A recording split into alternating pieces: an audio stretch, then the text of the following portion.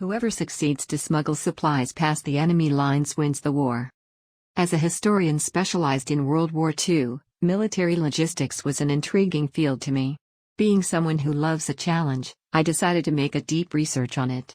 After going through some books, I went to my parents, thinking that maybe one of my granddads personally worked on something like that.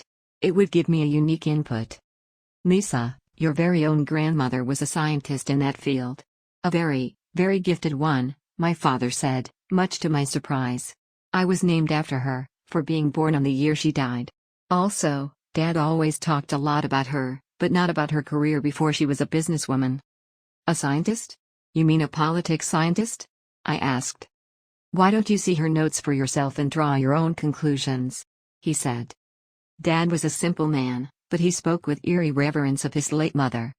Needless to say, I immersed myself in her diaries. Mom and Dad now lived at her house, and her study was left intact on the last decades. Despite the notes being historically interesting, the most amazing piece was a letter to my dad, which I suspect he purposely left for me to find out. March 16, 1983. My dearest William, I haven't been entirely truthful to you about my work in the military intelligence during the World War II. As my only son, you have the right to know the kind of life your mother led. I had always been a brilliant kid. I was the youngest of 4 kids, and the only girl.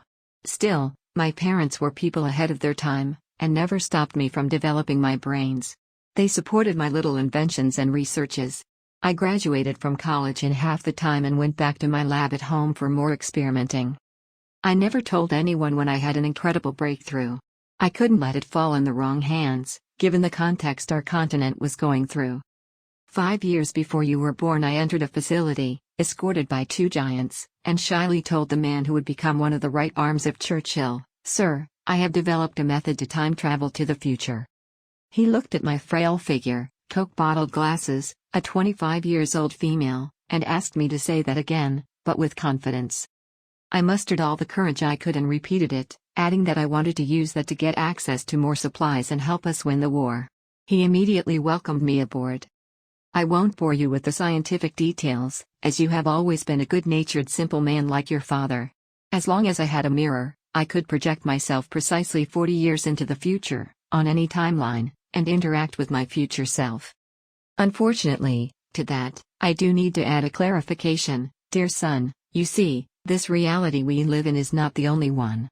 Parallel to it, we can find many other realities, endless ones. Some are similar to this one, some are not. On some I am pretty much myself, but with small changes. On some, I had already died before 65. On some, I never existed. On some, the human race never evolved, and so on. So, despite the fact that there are infinite other realities, that we scientists call timelines, only a small number of them were useful to our purposes. I showed the method to my boss, and he was amazed. Using a simple full-body mirror, I could interact with 65-years-old Lisa, and pass objects across the frame. This allowed us to get supplies, mainly food, and secondarily ammunition, from the future. From then on, I would be sent to the war theaters disguised as a nurse and perform my magic. I would feed our nearly starving soldiers. I would renew hope of our troops. It's not an exaggeration to say that I was a one-woman army who played a fundamental part on our victory. After all, instead of needing a whole supply strategy involving a lot of people, trucks, and God knows what else, we only needed a woman and a large mirror. Of course, the supplies a single older lady could get were limited, so I would always ask future Lisa to start a small business. A grocery store would do. That way, she could buy large amounts of food for a cheap price. On some realities, the future me had actually worked in military logistics, just like my original self, so she knew what she had to do, and she already had a whole supermarket chain, or at least a well-established small business. I have to praise my own efficiency here. I made a lot of versions of myself. Some of them had taken a very different turn in life. There was actress Lisa, stay-at-home mother Lisa, elementary school teacher Lisa, and Alzheimer Lisa. A lot of times, Lisa from 1980 didn't have enough money for the investment, so her help was unsubstantial. She pretty much went grocery shopping and provided one dinner for 300 to 4,000 soldiers. There were 3 Lisas that screamed and broke the mirror, thinking it was some kind of black magic or a ghost. I'm disappointed at them, I like to think of myself as intrinsically a woman of science. In the end, after navigating through over 300 different timelines, I had 8 Lisas who could contribute substantially to feed and equip the Allies. It was in 42 that the first Lisa died. We were like, well, that's too bad, but it can happen. A 65 years old person might die. It's expected. Let me explain what happens when one of the Lisas die. My time travel has only 3 rules. 1. I need myself from that future alive and looking at the mirror at the exact moment I try to contact her, or else it will fail. I can see a sick Lisa, and even talk to her, but I can't provide her the strength to perform tasks to me. 2. A living being can't cross the mirror pathway. Ever. If you try, you are repelled. And 3. I can only travel exactly 40 years into the future, not a day or a second more or less. So, if Elisa is dead, that reality is permanently deactivated for us, we can't access it anymore. 2 weeks later, a second Lisa died.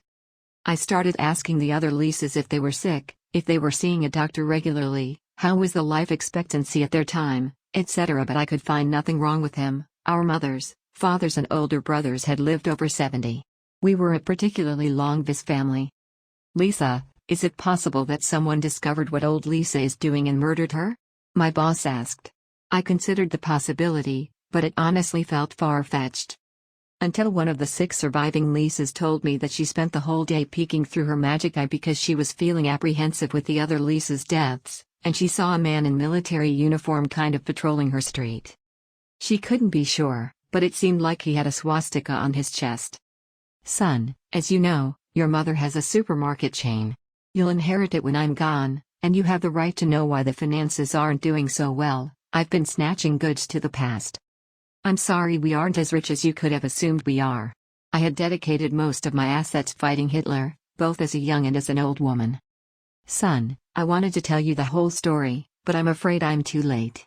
You just need to know that, from 42 to 43, all the future Lisas died. Someone deliberately killed them, and we strongly suspect it was a time traveler. We haven't caught whoever it was. It was silly of me to assume I would be the last Lisa standing just because I was the original. He came for me, son. I didn't see him, but he shot me through the window. It hurts. The phone is so far. I'm sorry, son. My only regret is that I'll never have time to meet my grandchildren. Love. Mom.